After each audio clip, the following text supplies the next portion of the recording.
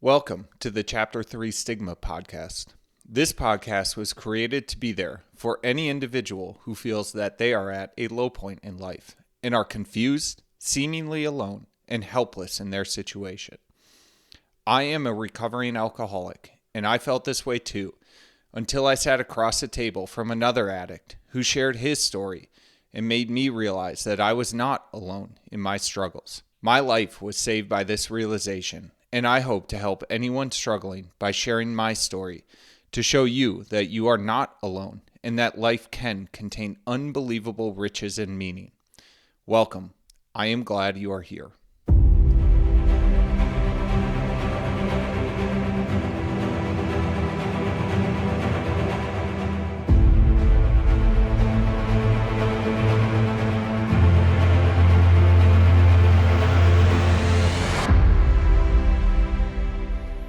Hey folks, welcome to another episode of the Chapter 3 Stigma podcast.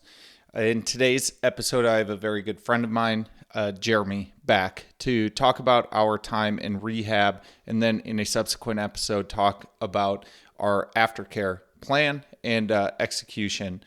One note that I want to make before getting into this episode, Jeramie and I talk about a close and mutual friend that we made in our time in rehab.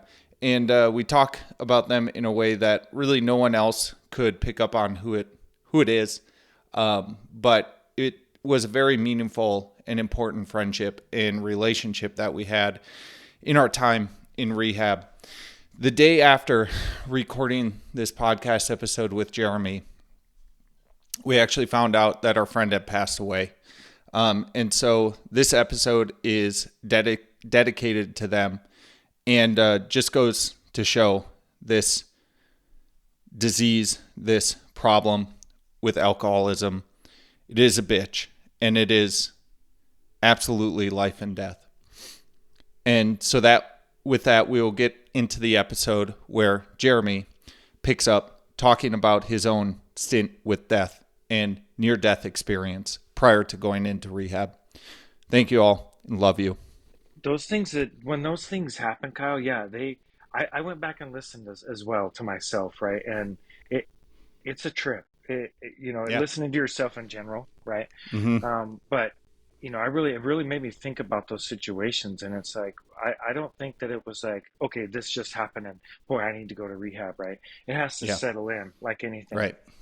And I can say right now, thinking about that, that once those couple really deep, yeah, near death experience, whatever you want to call that, yeah, that option that I had, I think when that sets in, but that's when it really starts to mentally get to you that this isn't right, something's wrong. It almost gets to a point as your low is you that is your option, right? Period. Mm-hmm. Is Yeah. you have this problem, we've fought it, we've done this. Okay, right, we as in me and myself, and Yeah. and it just came to that point that I gave in, I gave up, as far as I'm not going to win this by myself, kind of thing. You know what I mean? Mm-hmm. Yeah. I've described my ending with my time in with alcohol as being like I almost I almost permitted it. It is like I permitted alcohol one final chance at me at taking my life, and I was scared of death. But I would say I was starting to view death as one of the legitimate only remaining options left for ridding myself of the struggle and the fight. And it was like I think about it as like just this huge list of options that exist when you're young, and for me it was I really approached and sought out like knowledge and creating new habits and learning more and more about like the chemistry that goes behind it, and again the habit formation. None of those things were working, so they were disappearing from that list of options, and it was becoming what was remaining on that list were really extreme things that had to happen and disruptive things that had to happen in life. And like, not to overblow it from my situation, but it did feel like it was either death or it was going into rehab. I don't know why I was not capable of stepping into a room of AA alone. I feel like I had to go through the rehab experience. Is that what you experienced as well? Or what did you ever think about or dabble in something like AA or less disruptive than a 28-day inpatient rehab? Well, as we talked about my past when I was younger, right? When I was like Mm-hmm. 18 and went through the drugs and the stuff and kind of, I went to a rehab, right? And I mean, that seems like 9 lifetimes ago and pretty Right. hard, but I had that presence of, okay, then I got out and I went to these stupid NAA meetings over, and whatever. And so, I mean, that was some steps. And as far as like thinking about that, I think I tried to play out like, oh, how did I do it then? And I mean, I went this rehab thing. And then I think for me, it was like, I went through that, then I got out and then I did these little classes things and what have you, right? And then I was fine. So yeah, I Mm-hmm. kind of played that out a little bit on how to do it, but man, I could not do it. I couldn't Mm-hmm. I couldn't do it myself, and so I think that if I walked into an AA meeting, uh, scared, embarrassed, down on yourself, everybody looking at you, Yeah. even though they're in the same fucking boat, Right. right? Right, Right. right. But I would walk in and I would be, oh, geez, look at them all looking at me like here's this guy that just walked in here and failed. Yeah. I didn't go through the proper channels of rehab, and but those I didn't know. I don't know that that's an option. Right. Um, but I for had a significant amount of fear at the thought of entering into an AA room without any pretense or Mhm.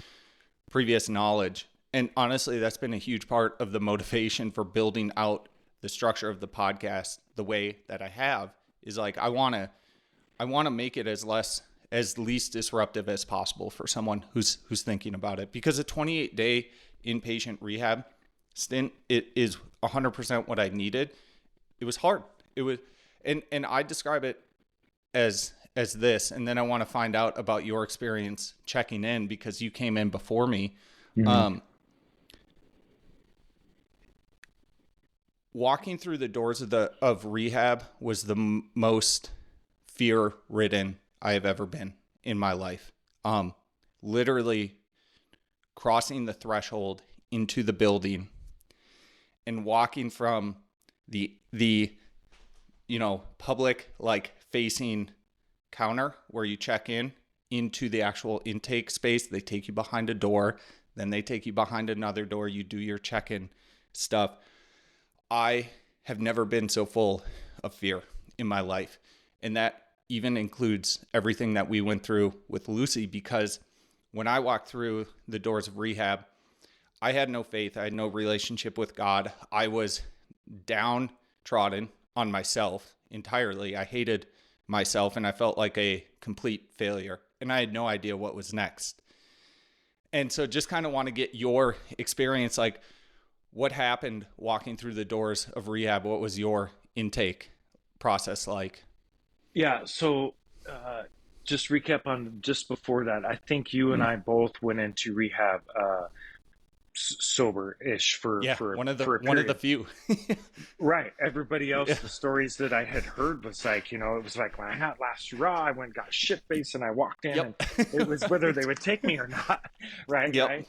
So what's interesting enough, and we'll get through some of that, but as our connection in there was still separate from the small area on the teams we were with, but our similar instances is I came in, um, I think just roughly a couple days of basically detoxing, yeah. Hmm. And so walked in with somewhat of a memory of what happened, right? As we Hmm. know, people were there for 3, 4 days detox and Didn't even know. didn't Yeah. even get out of bed. Yeah. Blows my mind. Yeah.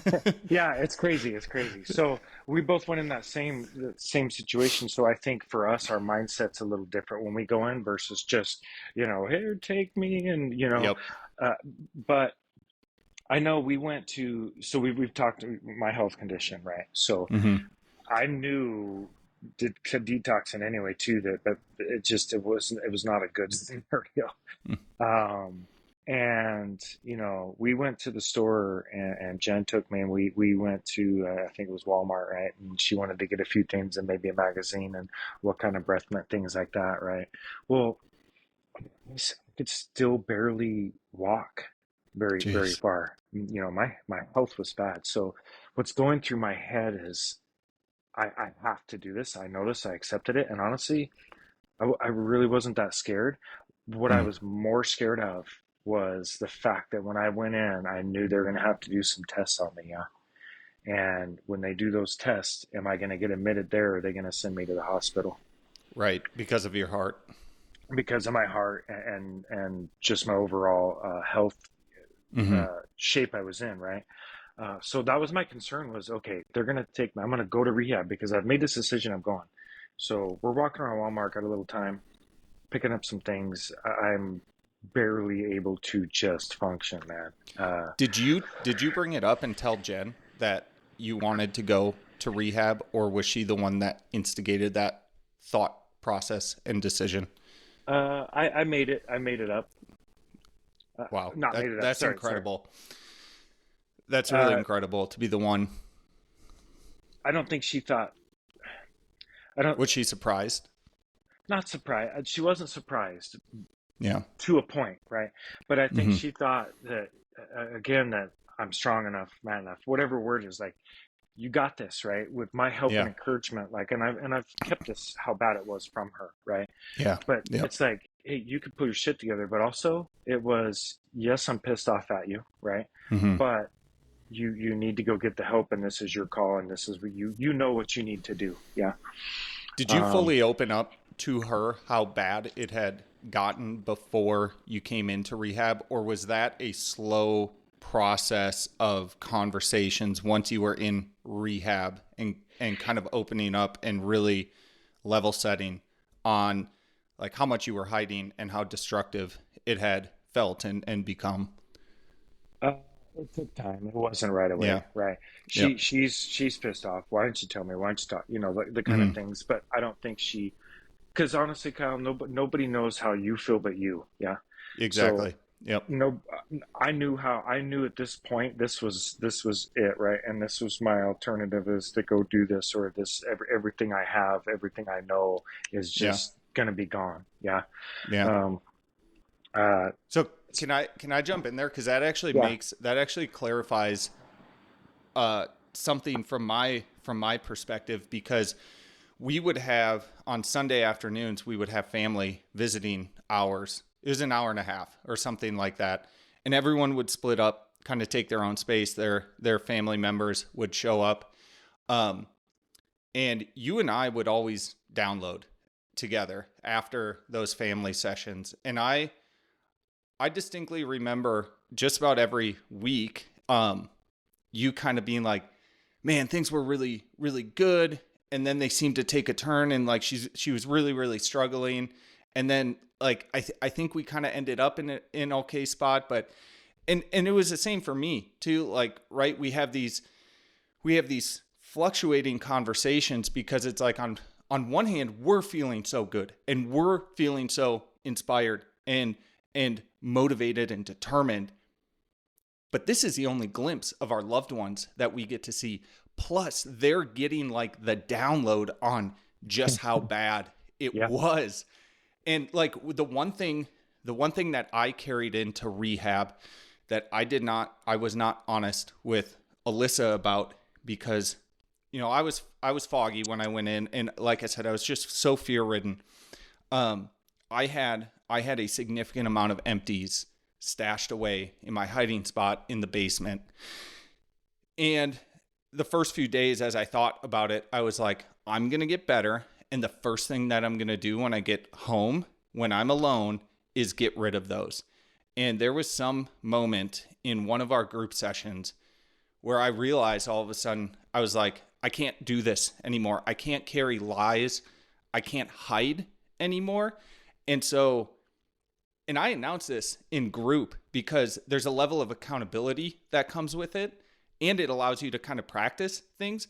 I told everyone, I'm like, I'm going to leave and go call my wife and explain this to her. And you have to be careful with that, because it's like, you might feel good about it, but you are dumping a lot.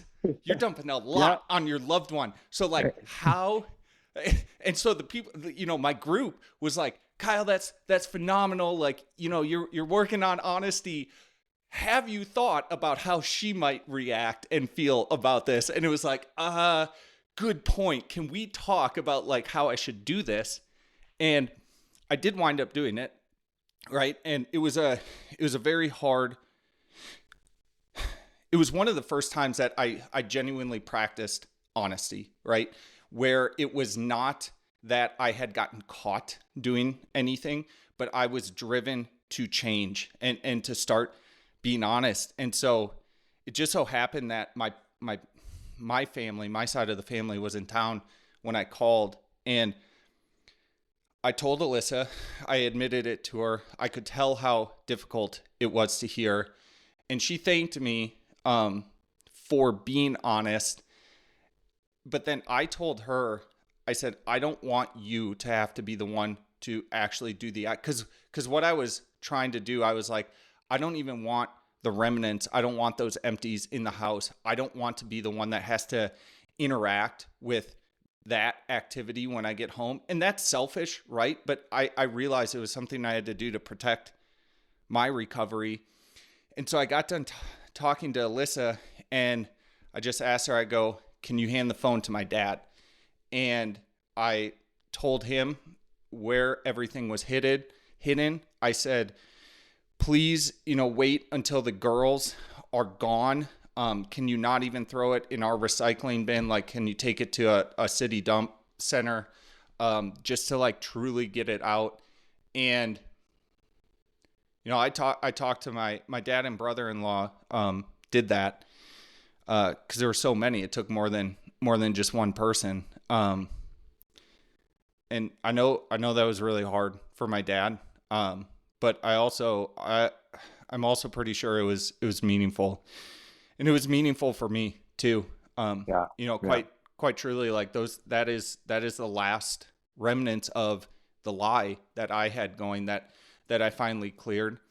And it was hard. Like, I did that midweek, and then I got that hour and a half with her, that following weekend, and my family. And it was just like, we had to decompress from that. And it was hard. And you just were so excited about it, about that time with them. So anyway, I'm sorry, I kind of took that off. No. Jen was kind of like a, slow build up, I guess. And, talking through, and you were focused on honesty and change like the whole time. I know for a fact you weren't trying to hide anything. Yeah. And that's, looking back at that, Kyle, I think in the moment, you're exactly right. Hitting that is, we are inside of a place where we're trying to do something for ourselves, Mm-hmm. And again, I try not to speak for everybody. You and I are in the same kind of boat, right? So, but right. We're in there trying to work on ourselves. I remember the conversation you had. I can't remember, gosh, things are so fuzzy, right? Whether we talked about this, you and I, before or after, kind of maybe like during this happened. But I remember you. It was before.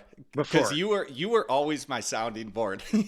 Like that's the way we behave together. It was like, hey, I got to have this conversation. Like, let's practice this one and let me talk and make sure I'm not crazy. Yeah. And I remember it. And it's like, I remember you were excited because it's that breakthrough, right?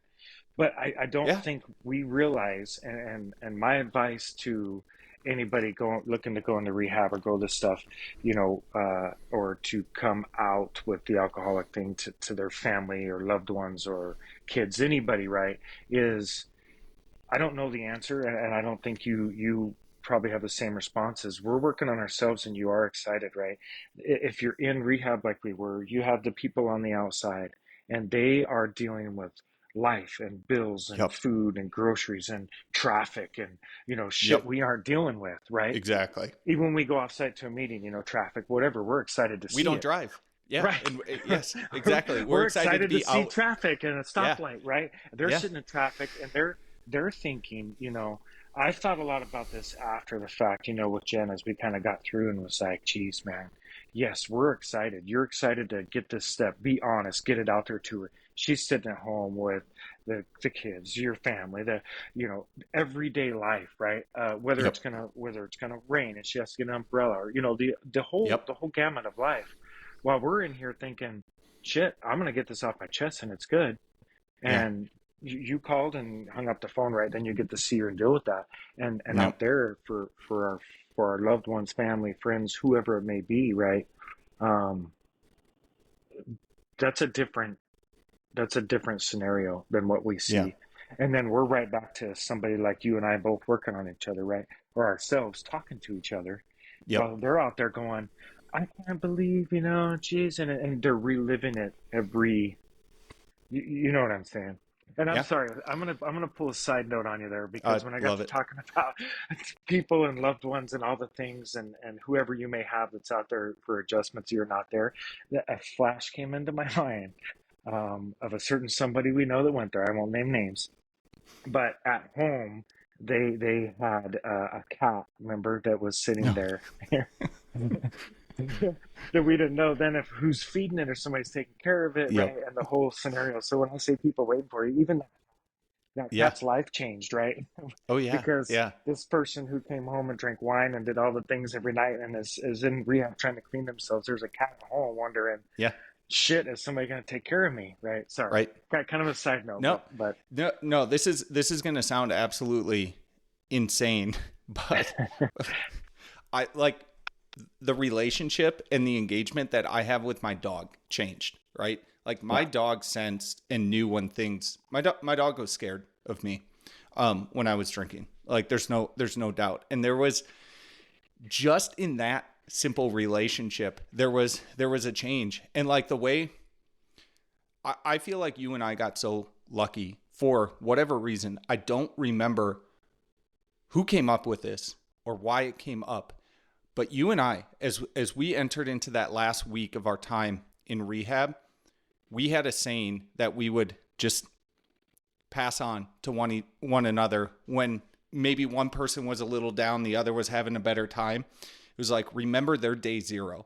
And the premise of that was we're counting days in recovery in the early stages. And we're looking forward to that day 28. But day 28, when we step out of the walls of rehab, that is our loved one's day zero. And yeah, 28 days is not much, but when you're talking about 28 days versus 0 days, that's a huge delta. And so it just continued to sort of bring ourselves down in a healthy manner to align on like we still have a lot of work to do in every single one of our relationships, and just being committed to doing that work. And the way I talk to people early in recovery, I just say, like, assume every single relationship is going to be different. Not better, not worse. It's just different. And then that allows you to kind of honestly decide like how you want to continue a relationship and an engagement. But it's yeah, like rehab is like we joked around, it was bougie rehab in some instances. And it was like, man, we were there in the springtime. The weather was gorgeous. I think we had one rainstorm where we couldn't really sit out in the courtyard. Other than that, I had the worst t-shirt tan line of my life that whole summer because I spent so much time in a t-shirt in the courtyard yeah. for those first 28 days of the year, every single day. And we had it nice. And yeah, our family was burdened with us being gone. Yeah, and we go in and it's a catastrophe, right, for everybody, and they're like, okay, well, who I thought you were, now you're deceiving, not right, and then you're gone for 28 days. They're dealing with life, and then when we get out to their day zero, you're right. We did remind each other all the time it's our day zero. Now Mm-hmm. we get out and we're like, hey, look at me, look what I've done, I'm new. and they're like, who the fuck are you, Yeah. right? Yeah. No, wait a second. I don't know. Like you were this person, then you and I, right? When we got married, and now there's this, and then there's this, Yep. and now you're coming home with this. Like and we're full of life, right? And then we get Yes. out, and you're gonna get beat down because you get out to real life with the loved ones we're with, whoever or whatever that may be, and the sadness of what they're going through, their day zero hits us pretty hard. Yeah, Yeah. I mean, Well, and so often when issues with relationships do wind up popping up in life, there's a lot of frustration that can come from our end where we're like, but we're sober right now. yes, sir. Yes, How sir. can you be upset? Life was a disaster when I wasn't sober, and you're upset now about this, but I haven't drank. Like what? And honestly, like people lose it when relationships, and I think relationships are one of the biggest risks of relapse. And we're jumping a little bit ahead into like Yeah. early recovery stuff, but I do want to note it because it's so important. You know, those early days of an intensive inpatient rehab, I mean, one, you're trying to get your bearings because holy crap. Yeah. Um, I mean, the anti-seizure meds, I can't remember the name of it, but I actually can't. I remember our first conversation. What I don't remember is like, how did our paths cross? Like, I remember talking to you by the nursing station, and both of us were just kind of like big-eyed and glossy-eyed a little bit. But for whatever reason, we got talking about how fucking serious we were about changing. And I don't know how long we talked. And like I said, it's almost like a dream state where you just sort of like Hmm. enter into this scenario. And all of a sudden you and I were talking and I was like, well, this guy seems real and I need to spend time with him. Hmm. No, that's So the you same. don't have That's the any same. recollection? Yeah, but I remember was trying to place too of what drew us, what part of it, because it's all fuzzy, right? Yeah. And but I do remember when we talked, and the same thing I had was like, okay, this guy. I feel like you and me. Like I can see this guy has the same kind of scenario, right? Mm-hmm. And you have the same mindset, and that's what you got to, for some reason it connected, and that's what you latch on to, right? Yep. And we'll probably get more into that for groups and stuff in there, but Yeah. And so on the groups, again, because you came in a day before me, did you because when you go into the detox period, you know, they slap a bright yellow wristband on you. yeah. You have a lot of constraints. You can't go in the exercise space. You can't go off site. They just kind of have more eyes on you overall for those first 3 days. They also allow you to skip out on group sessions. You got right into it, right? Yeah. So again, we both came in, I would say sober detox, and where we had been probably more than 24 hours, I guess. Yeah, that we Yeah. hadn't had any Right. alcohol, right? Um, but again, back to kind of when I stepped into rehab, we stopped at that same threshold, and Jen had the door open, and I stopped, and she looked at me and goes, "No, you're committed. You can't stop now." And I said, "No, I'm not. I'm Wow. not uncommitting. I'm just taking a breath. I crossed this threshold. This is me crossing into the rest of my life, right? This is my That's future. huge. This is how serious it is. I'm not second guessing this, but as soon as I cross that threshold, man, game on, right? This is it. Man. We're gonna do this." Yeah. And I did. I paused. I didn't just walk in. I didn't walk in drunk, hungover again. Yeah. Nothing against anybody who does, because if I'd have been in probably better health, I It's probably would have walked in right. shit faced, right? Right. But I remember stopping right there and going, okay, you're gonna stop through here, man. This is commitment. You're coming in here because this is it, And right? was This that commitment and that promise made to you, or were you doing it for Jen? for me. Yeah. That was it. That It's such a that I would almost venture to say like that is the key of allowing early recovery to stick and for allowing early recovery to transform into sustained Hmm. recovery is like you have to do it for yourself. It can be no one else. And we saw, I mean, I think I've proven like you can get time sober, motivated for other people. Like we've both done it, but Right. it doesn't have that, there's just, I honestly think and feel like you can say there's as close to zero probability of that sticking long term. And for you also not to be like a sober, irritable asshole all the time. By doing it for someone else. And so yeah, that's really cool. I didn't know about that kind of like promise or threshold moment with you. Yeah. And it's cool that it's physical too. There was like that physical step that you took. Yeah. Yeah. And it's, you know, and some people out there listening or what have you, it's going to say, oh, bullshit, that was for other people. No, I'm not going to say it wasn't for Jen, right? It Mm-hmm. was for Jen. It was for my kids, my grandkids, you know. Yes, that's all a factor in there. But this solely commitment that I stopped at that threshold and looked at and was like, okay, dude, this is it. This is you. You Yeah. got to go take care of this for you. You step over this, you're going all in, right? It's kind of like that line, you know, that we all kind of tinker with. Yeah, Yeah. it's step over. That's it. Let's go. Well, and And the way I experienced it, it's like I would not have gotten through the doors of rehab without the encouragement of Alyssa and of my family. right. But once, honestly, I think once I was there, I can say I realized I had to turn the script around and do it for myself. And for me, that came from Alyssa. It was like one of the last things that did Jen sit through the intake process with you, or did she depart Uh, at the front desk? no, she came in and sat with the intake with me and stuff. It's like And the 5 minutes. They'll let them sit there. well, mine was longer because of my health and Oh, that's my right. Yeah, you had to check it. My AFib was just out of Yeah. control.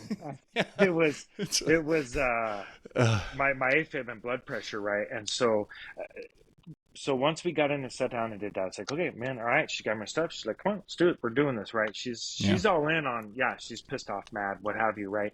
But and I want to say this. She told me several times throughout at the store and getting there and stuff is, you know, yes, I'm mad, yes, I'm pissed off, whatever, you know, hurt. Hmm. But as a friend, I am going to take you in. Like she drove me there as a friend, as a true, you know Yeah. what I'm saying?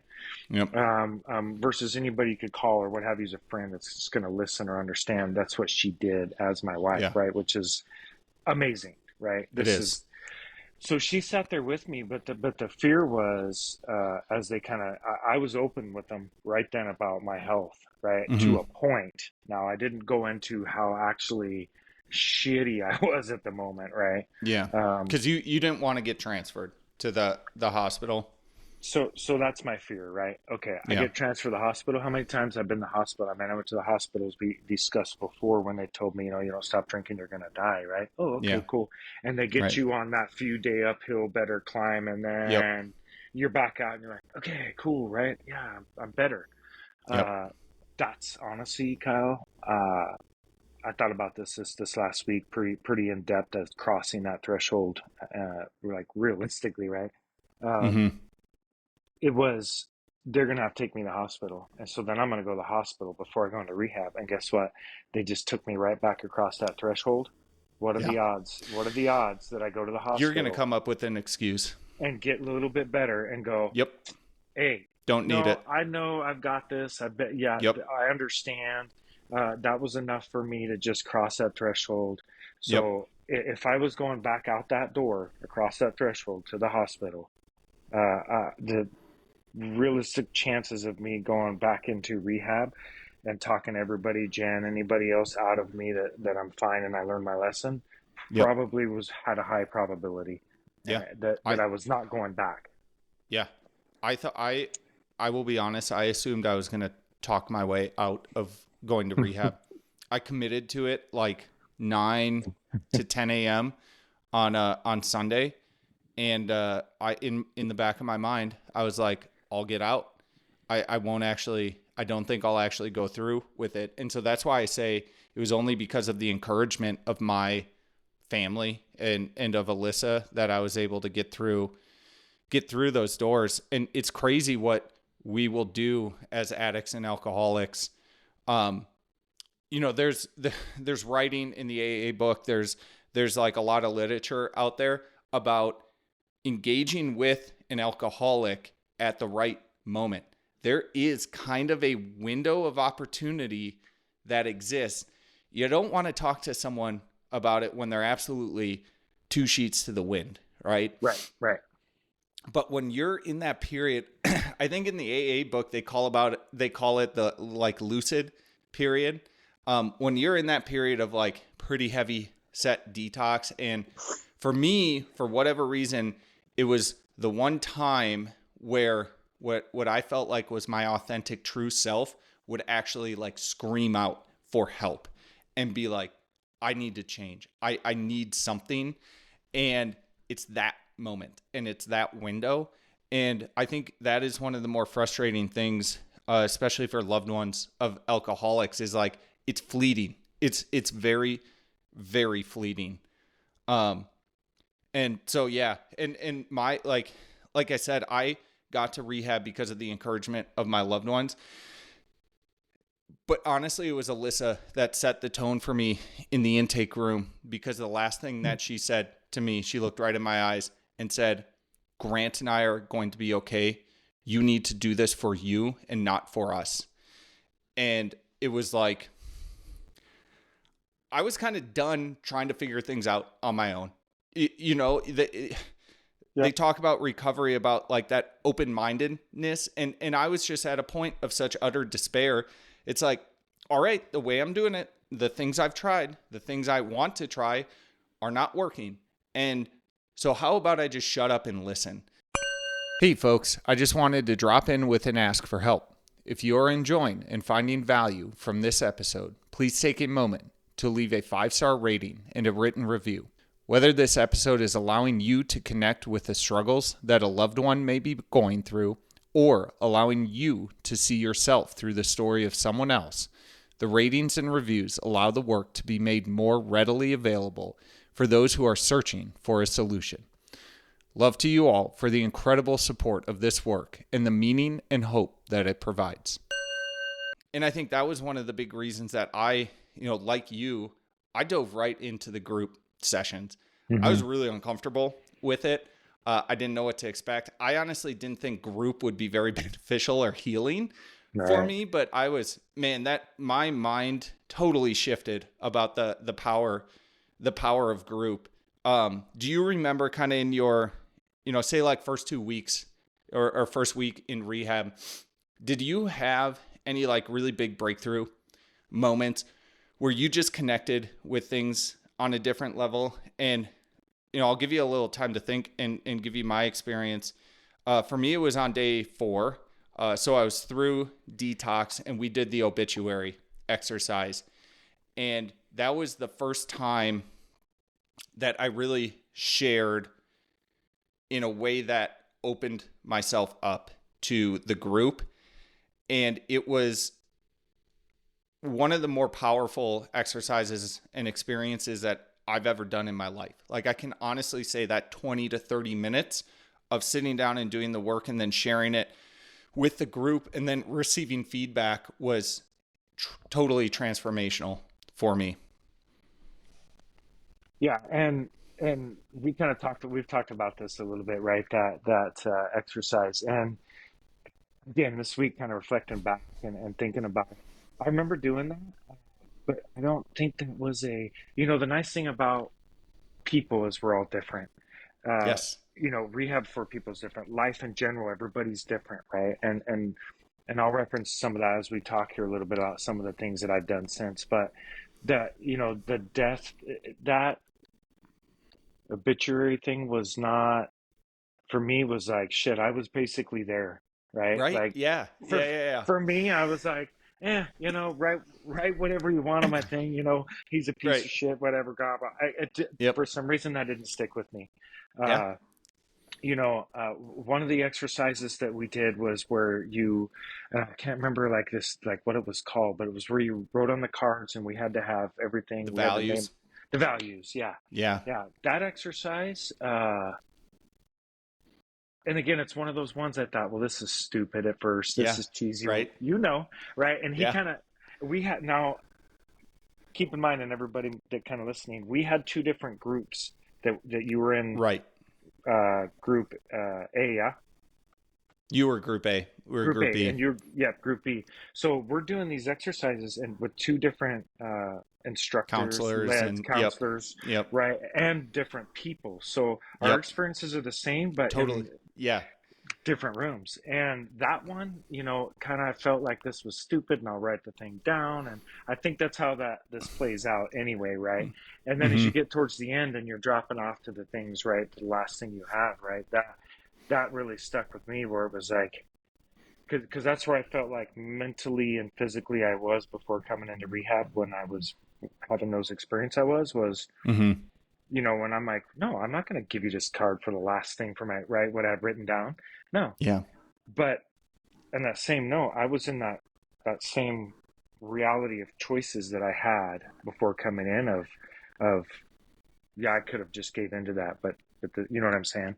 Yeah. So that Yeah. exercise really stuck with me on the values. Yeah. Yeah, that one was interesting because I didn't I didn't like it and I didn't agree with it in the moment, and it was months later that I reflected back. I started having experiences in early recovery, and I remembered that values exercise, and I was like, holy shit, the thing the counselor said that I vehemently disagreed with in the moment, I get it.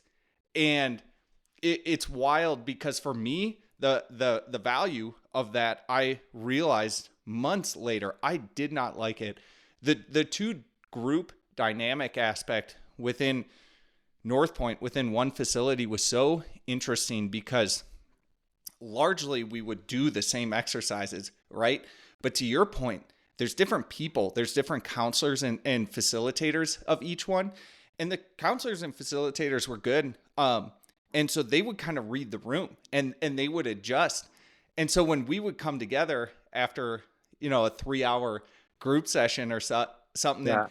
there were sometimes we'd be like, hey man, like, wasn't this a really cool like discussion or topic or experience? And it was like, we didn't do that. Like, what are you talking about? Like, Right. and it was just interesting to get, like, you and I would kind of come together and get a download on each of the groups and like what worked, what didn't, who, like, not necessarily who said what, because, you are protecting like Yeah. your group, but it was just like, how did things go? Because there's something to learn in there. And then obviously like the broader group, like we actually had quite a bit of downtime in our day in Yeah. North Point. And it was valuable to sit around and just figure out how to talk and be honest with people. Like that was really the big learning for me in that dead space, was just like, how do I reconnect not only with myself, but with just other people, and like start caring about other people again? As hard as that is to say, like I kind of lost that skill and I had lost that drive to do that. Right. Well, and you're sitting around talking with other addicts and alcoholics, right? And so Yeah, it's your that's who you're people. connecting with. Yeah. Yeah. Yeah. So you're I like, mean, oh, every once in a while, someone went way off the rails and was like, "Oh man, like give them some space." for sure, for sure, for sure. Yeah. And Yeah, I mean, we had our moments. yeah. And the cool thing I think with us cows, we bonded while being with two different groups, And Hmm. again, I thought about this after our last conversation. Was my first thing was, oh man, I want to talk to Kyle, because we were there with two different groups in this small space, and we attracted two different sets of people towards us. Like I had a group Hmm. of people that came towards me, and you had a group of people that came towards you, and I was like, Hmm. and those people were different. And then the more I kind of thought about that, I'm like, no, they weren't different. No. Everybody, Yeah. there was some different people that acted different, but you had your group that you were kind of work with, and again, somehow, reason, what have you, we ended up kind of being the leaders of each A and B group Yeah. while we were there, right? Yeah. And you The had thing that. that go ahead. Sorry. Well, you had those people, and then you had the younger kid there. There was some things, and Hmm. you had your, Yeah. and then on my side, I had the same kind of same kind of people, either different in age or different scenarios, right? Um, but we drew those two different crowds that we Hmm. drew around you and I, right? And worked with them. And to really stop and think about that, I don't know if you have much or if you will after this, that's pretty wild and what we Oh, had totally. and what we built for ourselves in that situation. Yeah. Yeah, the totally unexpected thing in learning that I had in rehab, really pertaining to group, and again, just like the social aspect of rediscovering what it was like to be a human again, because as crazy as it sounds, I had lost that. Was figuring out and fitting into a role within a group, right? And one of the things I think I saw and felt from both of us was and I think this is what made our time unique. Like, we have had counselors tell us that we had a quite stellar time there with regards to the group. I felt like UI and others had a protective bend, and it was protective around our recovery, right? And there always are in a big group, like, you get different dynamics. You get kind of like shifting sort of thoughts and feelings within a group. And I think we were able, again, not just us, but like, we just created this sort of like culture of protection around our recovery, and like Hmm. really being focused and allowing people to be selfish in it. Because again, I think that is one of the most imperative things about early stage recovery is get comfortable being selfish and point your selfishness at activities that establish you in recovery. Because as an addict, you are selfish. Like, just accept that. I don't think you can snap your finger and have that trait disappear completely. Right. I think that Right. is a huge like aspect of the step work, or finding yourself in that long and continuous state of active recovery. But it's like, it was okay being selfish and protective of our own recovery. And we won't go into it, but we had a few kind of crazy stories and like instances where we did have to step up, and there were some bad eggs. And if people are interested, I would just say go to rehab and experience it, but only if you really need it. Because Yeah, it man, they was. should. Oh, I know HIP is a thing, but they could have made a reality story out of a few of those days and weeks within our time there. I think that's all. I think that's all I'll say, and let us walk Yeah, down that yeah, road. But man, what great! So like, we're there. I'll kind of use that to transition to another question I had. Like, yeah. what surprised you the most about recovery? And again, I'll give you some time to think. Like, one of the things that stood out to me, and again, it was sort of like activity based or program based, but it's the parts of the program that I assumed would be totally useless, and just like, why even go? Like, I genuinely questioned why I would go to art therapy. I questioned, why the hell is a yogi bringing a gong into our Friday yoga session? Dude, doing that sound bathing, Oh, and a lot of the art therapy was incredibly therapeutic. There was one art therapy session that was the most cleansing activity that I did in rehab, in terms of allowing me to hold and see something that I had been sort of like internalizing, and then I threw it away and just kind of let myself walk away from it. And it was incredibly healing. From the outset, I was like, there's no way I get any value from this kind of shit. yeah. So art therapy, I did not click with me. It did not Yeah. any of the right. And that's the things that we all have. What do you latch on to, Exactly. right? So this is the interesting thing of us going through that. Yeah, is that if I could have got on that, I'm pretty sure a couple of them I did, or I Yeah. just was, Yep. you know, this whatever. Because it seems stupid, and I think the big picture though. I want to touch back real quick. One of the things that I don't remember how or when, or if there was a lesson, or if it just came up, was, and I have this tattooed on my arm here. Yeah, is the Mm-hmm. how, honest, Mm-hmm. open, and willing. That would whenever. that came up, that stuck with me, and Mm-hmm. that's what I still to this day strive for. And that is one of the huge things through rehab that I picked up. And then once I latched onto that, that was my one thing I latched onto, right? Mm-hmm. But art therapy didn't, whatever. Leaving site to go to AA meetings. I didn't want to do that shit. I Mm-hmm. keep it in here, right? I want to Yep. be in my comfort zone. Um, and because of my health and how long I had my wrist thing, I tried to use that as an excuse.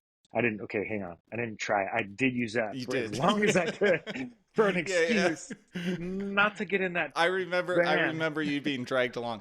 The funny thing though was I distinctly recall because they would send like half of us off site to an AA meeting just about every night. And then the half of us that did not go, we facilitated our own meeting Hmm. in-house.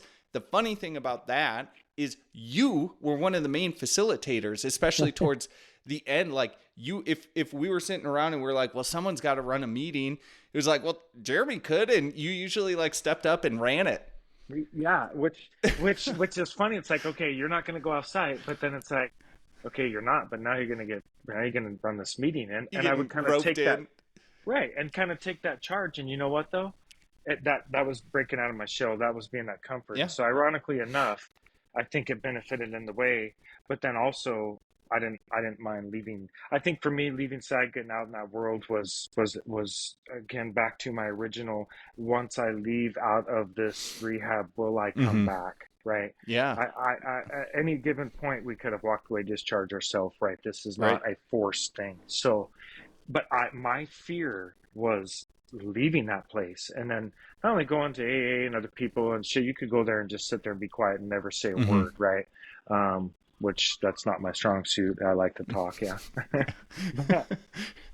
But the other couple things real quick is you touched on the yoga. Surprisingly enough, Mm-hmm. how honest, open, willing, when that hit was yoga. Shit, man, I'm like, Mm. and we talked about this. I'm Yeah. here. I'm gonna try everything once.